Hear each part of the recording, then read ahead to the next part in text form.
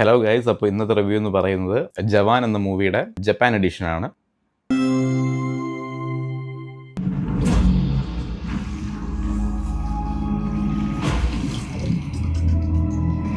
ജവാൻ എന്ന മൂവി 2023 ഇറങ്ങിയ ഷാറുഖ് മൂവിയാണ്. ഇതിന്റെ സ്റ്റോറി, സ്ക്രീൻ പ്ലേ, ഡയറക്ഷൻ എല്ലാം ആറ്റ്ലിയാണ് ചെയ്തത്. മ്യൂസിക് അനിരുദ്ധ് ആണ്. അറൌണ്ട് 170 മിനിറ്റ്സ്, അതായത് ഒരു ഓൾമോസ്റ്റ് 3 അവർ പറയാൻ പറ്റും. അതായത് 2 മണിക്കൂർ 50 മിനിറ്റ് ആണ് റൺ ടൈം. ഇതൊരു extend കട്ടാണ് actually.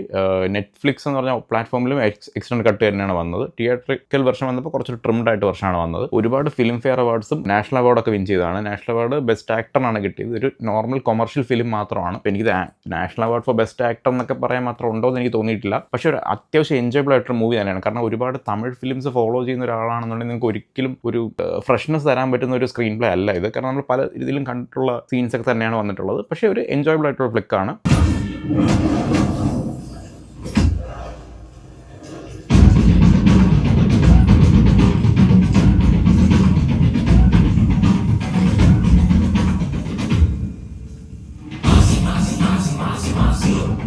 Main highlight sound തന്നെയാണ്. 2023 ഇറങ്ങിയ ഈ മൂവിക്ക് 2024 ജർമ്മനിയിൽ ഒരു എഡിഷൻ ഇറങ്ങിയിട്ടുണ്ട്. കാരണം ഈ മൂവി വേറൊരു പ്രത്യേകതയായിട്ട് എനിക്ക് തോന്നിയത് വേൾഡിലെ തന്നെ ലാർജസ്റ്റ് ആയിട്ടുള്ള ഐമാക്സ് തിയേറ്റർ, ജർമ്മനിയിലെ ലിയോൺബർഗ് എന്ന് പറഞ്ഞ ഐമാക്സ് തിയേറ്ററിൽ സ്ക്രീൻ ചെയ്ത ഫസ്റ്റ് ഹിന്ദി മൂവി ജവാനാണ്. അപ്പോൾ അത് റിലേറ്റഡ് ആയിട്ട് തന്നെ പറയാൻ പറ്റും. കാരണം ജർമ്മനിയിലാണ് ഇതിന്റെ ഫസ്റ്റ് ബ്ലൂറേ ഇറങ്ങുന്നത്. പക്ഷേ അതിലേക്ക് ഞാനത് വാങ്ങാത്തതിന്റെ കാര്യം എന്ന് വെച്ചാൽ ഡോൾബി ഡിജിറ്റലാണ് അന്ന്. അത്യാവശ്യം ഈ DVDസിലൊക്കെ വരുന്ന പോലത്തെ ഓഡിയോ ആണ് ഡോൾബി ഡിജിറ്റൽ 5.1 എന്ന് പറയുന്നത്. എനിക്കത് വലിയ താല്പര്യമില്ല. സ്റ്റിൽ ഞാൻ വെയിറ്റ് ചെയ്തിട്ട് ഈ ജപ്പാൻ എഡിഷനാണ് എടുത്തത്. DTSന്റെ HD മാസ്റ്റർ ഓഡിയോ 5.1 ആണ് വരുന്നത്.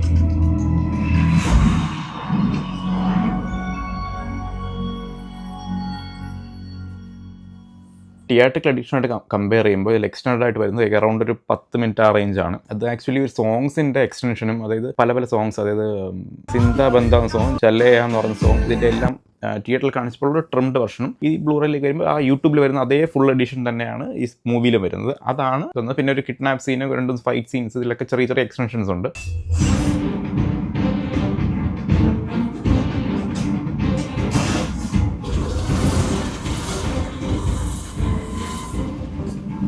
ഇതാണ് അവർ ആ എക്സ്റ്റൻഡ് കട്ട് പറഞ്ഞത്. വലിയൊരു സംഭവമായിട്ട് നമുക്ക് എക്സ്റ്റൻഡ് കട്ടെന്ന് പറയാൻ പറ്റത്തില്ല. കാരണം എക്സ്ക്ലൂസീവായിട്ട് പുതിയ സീൻ ആഡ് ചെയ്തിട്ടില്ല. ജർമ്മനിയിൽ വന്ന blue ray edition region B locked ആയിരുന്നു. പക്ഷേ അതേ സമയത്ത് ഈ ജപ്പാൻ എഡിഷൻ കുറച്ച് എക്സ്പെൻസീവ് ആണെങ്കിലും റീജിയൻ ഫ്രീ തന്നെയാണ്.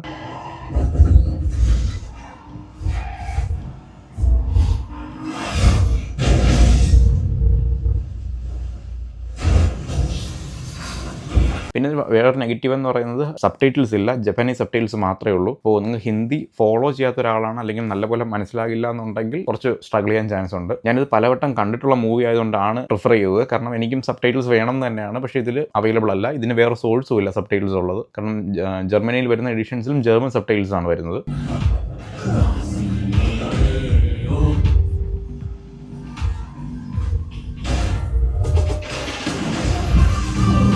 അത് ഹിന്ദി ഓഡിയോ കൂടാതെ ജാപ്പനീസ് ഓഡിയോ ഉണ്ട്. 2 ചാനലിലാണ് വരുന്നത്. 2.0 ഒരു ജാപ്പനീസ് ഓഡിയോ കൊടുത്തിട്ടുണ്ട്. അത് അവർ ചിലപ്പോൾ അവിടെ എഡിഷനിൽ ഇറക്കുന്ന അവർക്ക് വേണ്ടിയിട്ടുള്ള ഒരു വെർഷനാണത്. വീഡിയോ വൈസ് ഒരു നല്ല ട്രാൻസ്ഫർ തന്നെയാണിത്. കാരണം അതിൽ 1080p റെസൊല്യൂഷനിലാണ് വരുന്നത്. നല്ല ഹൈ ബിറ്റ് റേറ്റ് ആണ്. അപ്പം നമുക്ക് ഒരു രീതിയിലുള്ള ഒരു പിക്സൽസോ കാര്യങ്ങളോ ഒന്നും തന്നെ വരത്തില്ല. എത്ര വലിയ സ്ക്രീൻ ആയാലും പ്രശ്നം വരത്തില്ല. അതേസമയത്ത് എൻ്റെ മെയിൻ ഹൈലൈറ്റ് എനിക്ക് തോന്നിയത് ഓഡിയോ ആണ്. മെയിനായിട്ട് അനിരുദ്ധിൻ്റെ സോങ്സ്, BGM, ഫൈറ്റ് സീൻസിലെ പഞ്ച്, ഇതെല്ലാം അത്യാവശ്യം നല്ല രീതിക്ക് എക്സ്പീരിയൻസ് ചെയ്യാൻ പറ്റും. കാരണം സോങ്സ് ഒക്കെ നമ്മൾ തിയേറ്ററിൽ കേട്ട് അതേ ക്വാളിറ്റിയിൽ ലോസ്ലെസ് ആയിട്ട് കിട്ടണം എന്നുള്ളത് നമ്മൾ DTSന്റെ ഈ മാസ്റ്റർ ഓഡിയോ വെർഷൻ തന്നെ കേൾക്കണം. ഡോൾബി ഡിജിറ്റൽ എടുത്തിട്ട് കാര്യമില്ല. അപ്പോൾ അടുത്തൊരു വീഡിയോയിൽ അടുത്തൊരു മൂവിയായിട്ട് കാണാം. ബൈ.